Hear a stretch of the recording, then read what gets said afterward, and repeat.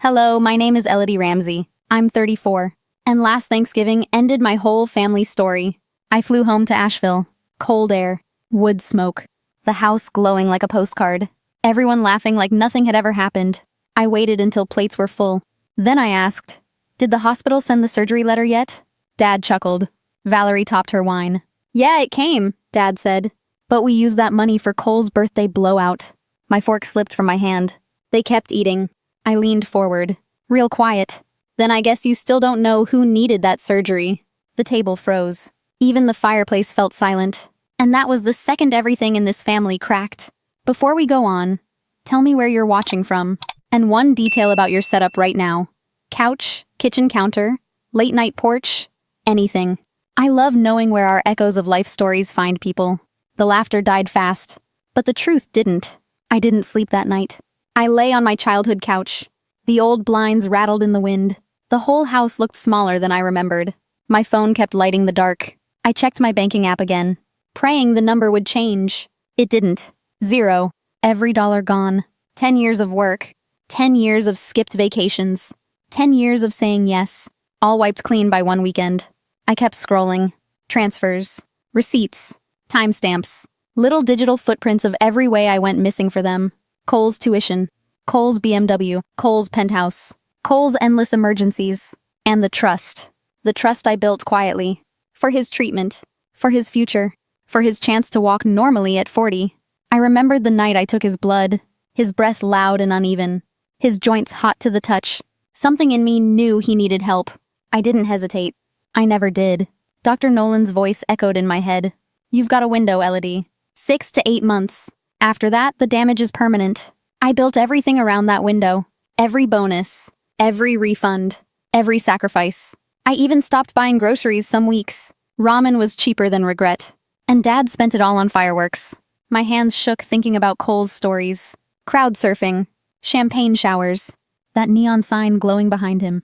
27 and unstoppable. Unstoppable. But only because he didn't know the truth. The sun rose slow across the living room, lighting the dust, warming the floor. But nothing inside me warmed with it. Something snapped instead. Not loud, not angry. Just final. I wasn't going to save them anymore. Not again. Not ever. And that quiet decision changed everything that came next. I woke up on the couch. Same blanket. Same stale air. But something in me felt different. The house was silent. Too silent. Like it was waiting for me to fall apart again. I stood up slow. My legs were stiff from the cold. My throat felt tight. But my mind was clear. I made coffee. The old machine hissed like it hated me. The smell filled the kitchen anyway. Warm, bitter, steady. I sat at the table and opened my laptop. The screen glowed back at me. Cold, honest, unforgiving. Every account, every transfer, every automatic payment, all tied to their comfort, all tied to my silence. I clicked cancel on the first one. My finger trembled, not from fear, from release. Then another, and another. The list got shorter. My breath got deeper. The apartment felt bigger with every click. I used to think love meant paying until it hurt. I used to think family meant carrying whatever they dropped. I used to think loyalty meant disappearing so they could shine. But that morning, I realized something else. I had taught them how to treat me. I had written the script they kept reading from, and I could rewrite it. I walked to the bedroom, opened the closet, pulled out the box of receipts I pretended not to keep. Airline tickets, old invoices, bank statements, little paper ghosts of every time I gave up a piece of myself. I spread them on the floor. A decade of my life laid out in crooked lines. Rent I paid so Cole could focus. Car repairs I covered because Dad forgot. Hospital bills for Valerie's mother, who never learned my name. Emergency transfers for parties I never attended. I sank to the carpet and let the truth settle around me. Not grief, not betrayal, just exhaustion. The kind that hollows you out quietly. I picked up one receipt. The down payment on Cole's BMW. 6 years ago. I remembered how proud he looked. How Dad clapped his shoulder. How Valerie kissed his cheek. No one looked at me. Not once. I placed the receipt back down. One simple fact echoed in my head. I was the only adult in this family. And adults get to choose. By noon, I'd packed a small overnight bag. Just clothes. My charger. My passport. Nothing they could guilt me with. Nothing they could weaponize. I locked the door behind me. The click sounded final. Honest. Mine. For the first time in my life, I wasn't running away. I was walking toward myself, and they had no idea what was coming next. If you were in my shoes, what role would you choose next? Comment 1 to keep being the fixer they rely on. Comment 2 to step back and let adults carry their own weight. Echoes of Life wants to hear your truth. It was 2:03 a.m. when the pounding started. Not knocking. Pounding. Heavy and frantic like someone wanted the door to snap. I jerked awake, heart slamming inside my ribs. For a moment, I thought I was dreaming. Then Valerie's voice cut through the hallway.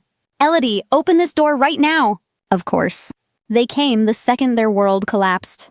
I walked to the door but didn't open it yet. Dad's voice boomed from outside.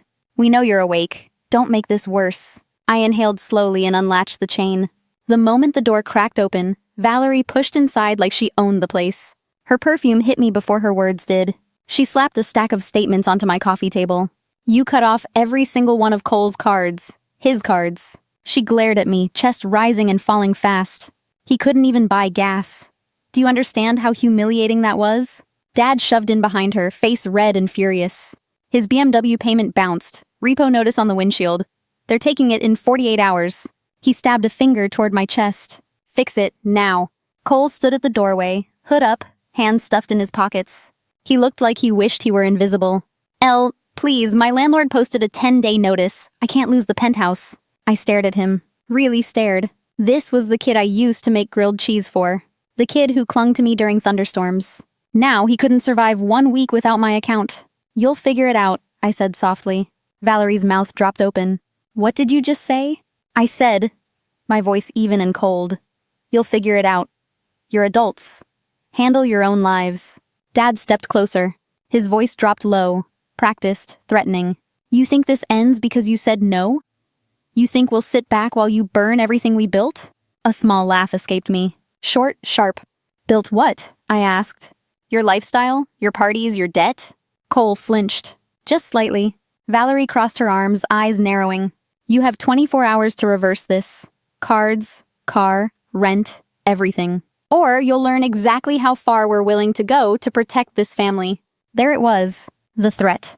The line I'd been waiting for. I walked to the door, opened it wide. "Your 24 hours starts now. Get out." They hesitated. All 3 of them. So I repeated it, slower.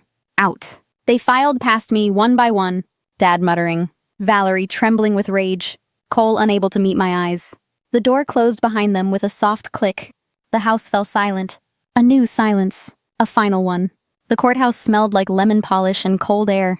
I sat at the respondents' table, hands folded, pulse steady but sharp.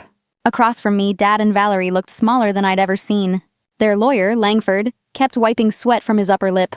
Cole sat behind them, hoodie up, scrolling TikTok like this was a dentist appointment. Clerk Ellison entered at exactly 9 a.m. Sharp eyes, steady posture, no patience for nonsense. Langford stood first. "Your Honor, we're here because our daughter is in crisis." Claire rose before he finished. "Your Honor, we're here because these petitioners attempted to steal my client's life through fraud and weaponized guardianship." Ellison lifted a hand. "Call your first witness." Claire didn't hesitate. "The respondent calls Dr. Nolan Beckett." My breath caught. The side door opened, and Nolan walked in wearing a dark suit and carrying a red folder. He didn't look at me. He looked at the judge. Steady, professional, unshakable. He took the oath. Claire began quietly. "Doctor, what is your relationship to Cole Ramsay?" "I'm his diagnosing rheumatologist. 11 months ago, I confirmed aggressive rheumatoid arthritis. He needed biologic therapy within a year to prevent permanent disability." A gasp rippled behind me. Valerie lurched to her feet. "Objection." "Sit down," Ellison said without raising her voice. Nolan opened the red folder. "Ms. Ramsay created a trust of $178,000 for Cole's treatment. The parents accessed that trust using a forged email and drained the entire amount for a social event. Cole's birthday." Cole's head snapped up. "What?" Nolan turned to him. "The treatment window closed 4 months ago. You now face lifelong deformity and opioid dependence. That trust was your only realistic chance." Dad went pale. Valerie covered her mouth. The room froze.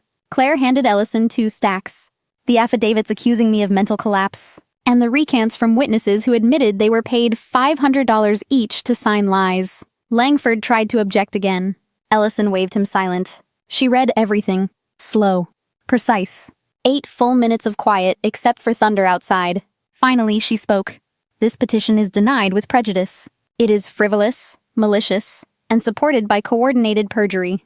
All fees are assessed personally against the petitioners, and this entire record is referred to the district attorney for criminal investigation. The room erupted. Valerie started crying. Dad tried to stand but couldn't. Cole just stared at the fireworks invoice projected on the screen, the one that cost him his future. Marshals escorted my family out. Nolan stepped down, gave me one small nod, and left. I didn't move. Not for a long time. Thunder shook the windows. And for the first time in a year, I breathed. Cole's first flare hit in June. By August, he couldn't grip a coffee cup. By October, he was using a walker. The pain meds escalated fast. Hydrocodone, then oxy, then fentanyl patches. At 28, he qualified for disability. $842 a month. That became his whole world. Joint pain, slow mornings, a future he couldn't outrun. Dad and Valerie didn't last much longer. Court sanctions crushed them. Attorney fees drained the rest. Their house hit foreclosure before Christmas. I didn't call. I didn't rush in. I didn't save them again. By January, I listed the Asheville house. It sold in 6 days. Cash offer. New owners from Nashville. I paid my last student loan. Closed every shared account. Moved to Charlotte. New job. New neighborhood. New number no one had. I used my middle name at work. Marie. A version of me untouched by them. On closing day, I walked through the house. Empty rooms. Quiet floors. The Blue Ridge outside the windows. None of it felt like mine. It felt like a chapter already finished. I locked the door gently. No anger. No grief. Just peace. A kind of peace I didn't know existed. The kind that feels earned, not borrowed. Driving east, windows down, mountains fading behind me. I understood something clear. I didn't punish them. I didn't try to win. I simply stepped out of a story that was never written for my survival. And I have never slept better. Not once since choosing myself. If any part of this story touched you, tap like. Share it with someone trying to reclaim their life. And subscribe to Echoes of Life for more stories of quiet courage.